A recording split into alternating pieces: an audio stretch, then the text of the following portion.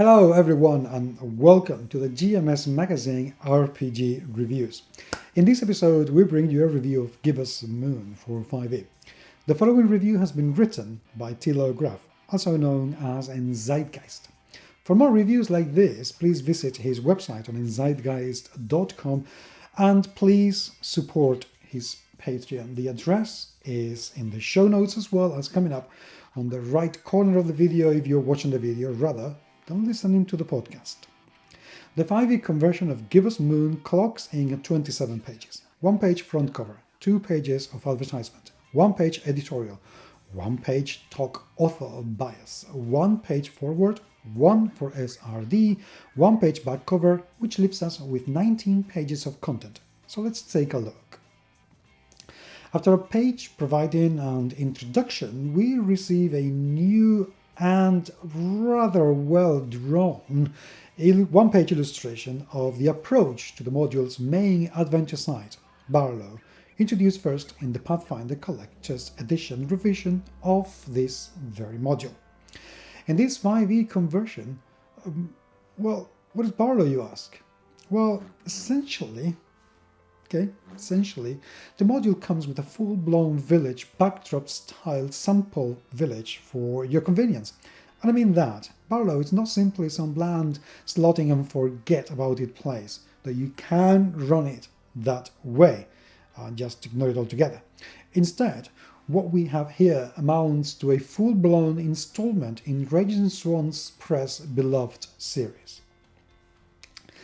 In case you are not familiar with Tilo's reviews of the series, this does mean that the town not only received a lavish cartography, but also notes for gathering information, bullet-pointed subquests, a section for lore, notes for sample names, and yes, dressing habits of the local populace.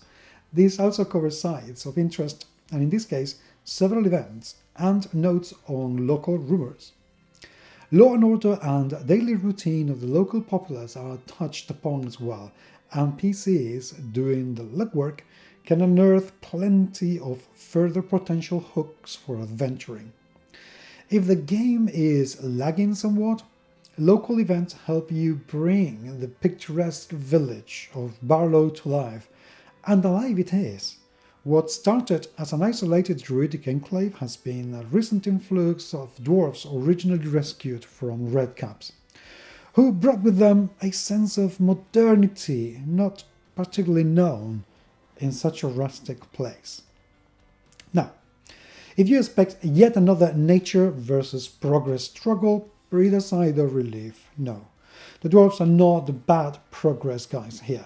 They actually do submit to the village's way of life and thus thankfully deviate from the stereotype.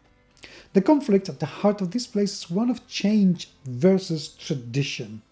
And as we all know, change is inherently painful, but sticking to tradition may lead to stagnation.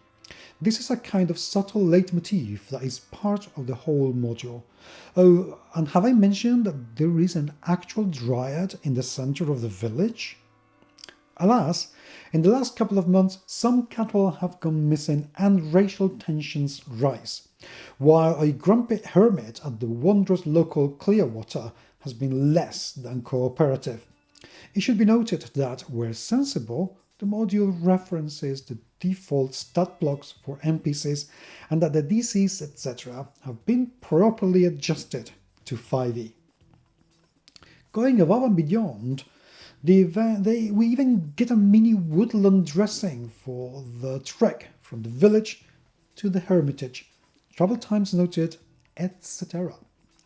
Since this is an adventure I'm reviewing here, the following contains spoilers. Potential players may wish to jump to the conclusion to avoid them. Alright, just the GMs here? Great.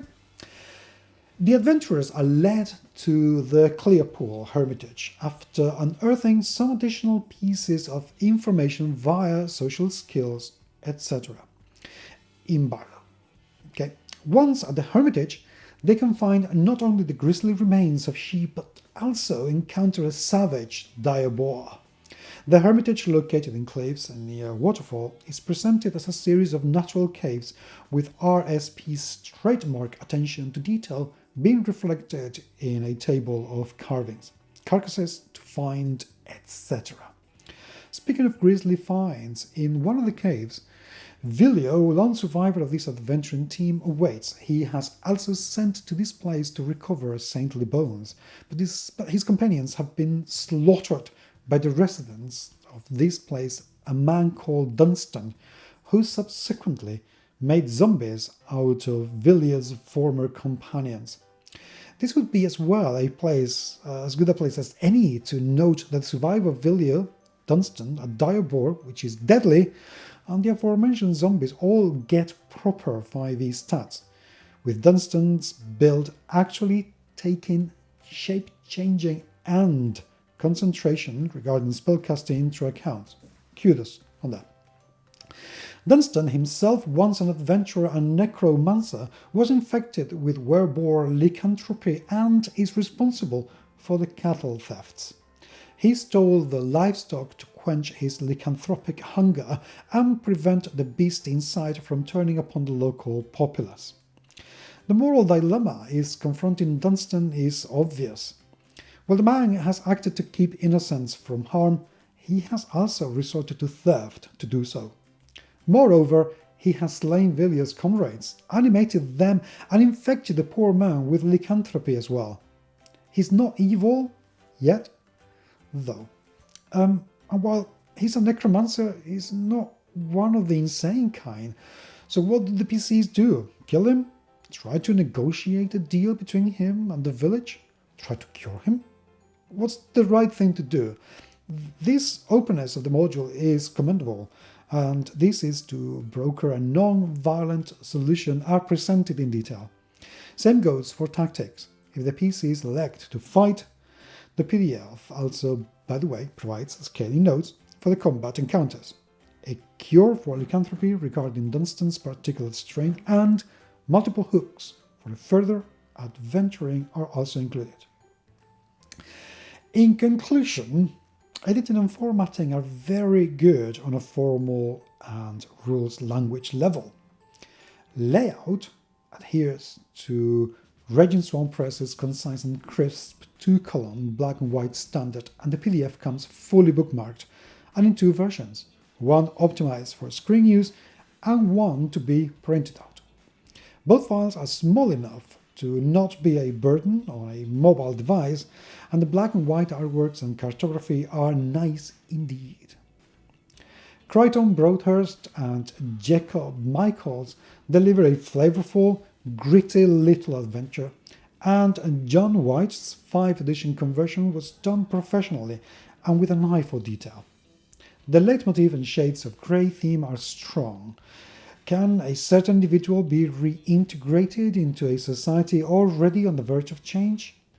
This little module has lost nothing of its splendour in 5e. It's still delightfully unpretentious while asking engaging questions. It's well executed, interesting, and won't disrupt your campaign's tone and flavour. 5 stars plus seal of approval for this adventure. Endzeitgeist and PACO out. Thank you very much indeed for watching and listening, and if you have enjoyed this, please support Endzeitgeist on his endeavour to keep reviewing, and subscribe to our channel and leave us a review in iTunes if you are listening to the podcast. Stay tuned for more reviews very soon indeed. Take care.